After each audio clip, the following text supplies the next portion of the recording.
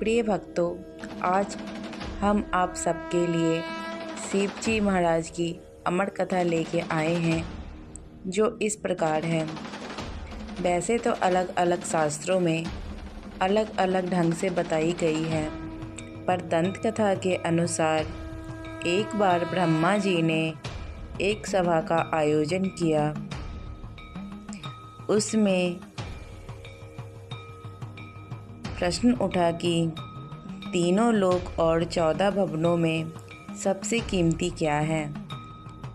कोई कहा सोना, चांदी, हीरे, मोती, पर ऋषिगण ने कहा ये तो नहीं हो सकता, क्योंकि ये तो हर किसी के पास है, और जो हर किसी के पास हो वो संसार में सबसे कीमती कैसे हो सकती है। सबने सोचा ये ठीक है। फिर सारे ऋषियों ने कहा फिर आप ही बता दीजिए ब्राह्मण देव कि इस संसार में सबसे कीमती चीज़ क्या है। फिर ऋषि मुनि ने कहा प्रेम। प्रेम वो जो निस्वार्थ हो, जिसमें कोई भी लालच ना हो, उस प्रेम, वैसे प्रेम को ही हम संसार में सबसे कीमती चीज़ कहते हैं। फिर सारे ने कहा वो तो ब्रह्मा और ब्रह्मानी के पास ही होगा। ऋषि ने कहा नहीं, ब्रह्मा जी तो दुनियादारी ब्रह्म लोक से लेकर पृथ्वी लोक तक का ध्यान रखते हैं, उस बीच वो ब्रह्मानी का ध्यान नहीं रख पाते, इसलिए ये नहीं, असंभव है। उस सभा में नारद मुनि भी थे। उन्होंने उसी वक्त कह दिया नारायण और लक्ष्मी माता का प्रेम ही इस संसार में सबसे कीमती है। ऋषि ने कहा नहीं, क्योंकि नारायण अपने भक्तों से ज़्यादा और किसी से प्रेम नहीं करते हैं। भक्त के पुकारने पर लक्ष्मी माता को छोड़कर उसी बल चले जाते हैं, फिर उनका प्रेम सबसे कीमती कैसे हुआ। फिर देवी देवता ने कहा आप ही बता दीजिए फिर किसका प्रेम इस संसार में सबसे कीमती है। ऋषि ने कहा और कोई नहीं, देवों के देव महादेव और माता पार्वती का प्रेम ही सबसे पवित्र और सच्चा है। नारद मुनि को ये बात अच्छी नहीं लगी।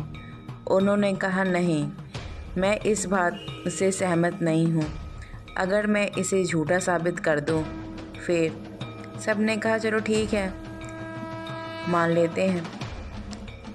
नारद मुनि उसी वक्त कैलाश पर्वत की ओर चल पड़े और वहाँ जाकर सबसे पहले माता पार्वती को उन्होंने प्रणाम किया, और संयोग बस महादेव वहाँ नहीं थे।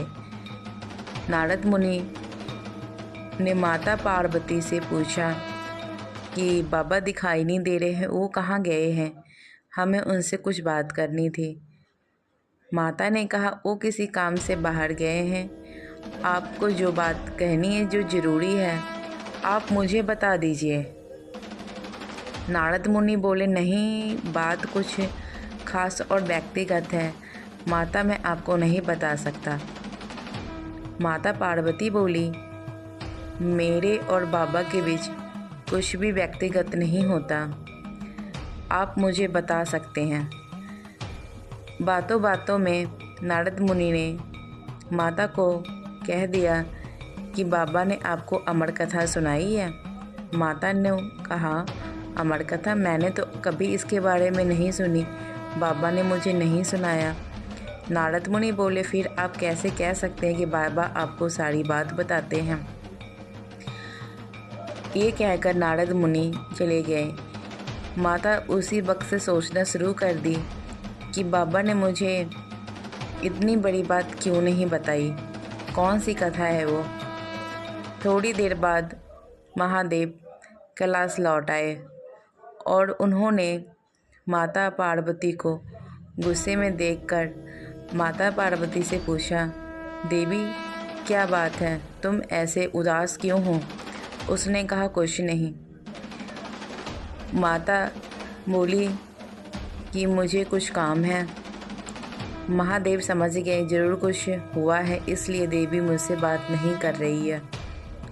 उन्होंने अंतर्ध्यान करके देखा तो पता लगा नारद मुनि आए और इसने माता से अमर कथा की बात कही। इस करके माता पार्वती नाराज़ है।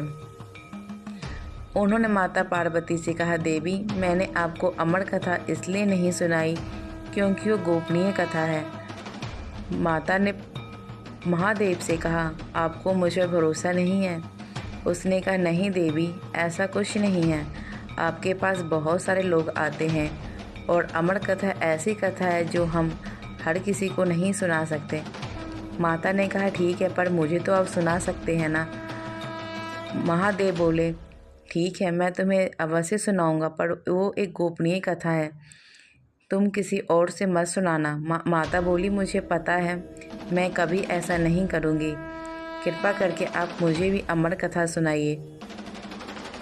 महादेव बोले, ठीक है। वो कैलाश पर्वत के सबसे ऊपर शिले के ऊपर चल गए और वहाँ बैठ गए, कल्पद्रुम वृक्ष के नीचे। माता उनसे थोड़ा नीचे बैठी। महादेव ने पहले ताली बजाई और वहाँ पर जितने जीव जंतु उपस्थित थे वो सभी चले गए। दूसरी ताली बजाई, फिर महादेव का त्रिशूल जितने भी कैलाश पर्वत की आला दिवाला था सब पे परिक्रमा करके वापस आ गए। तीसरी ताली बजाई, जितनी भी सुगंधित चीज़ सब कुछ वहाँ से हट गई।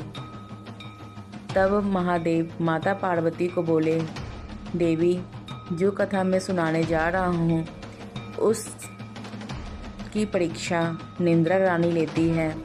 आप नींद में सो मत जाना, इसलिए मुझे पता लगे आप हुम स्वामी की हुंकार भरते रहिएगा। इससे मुझे पता लगेगा आप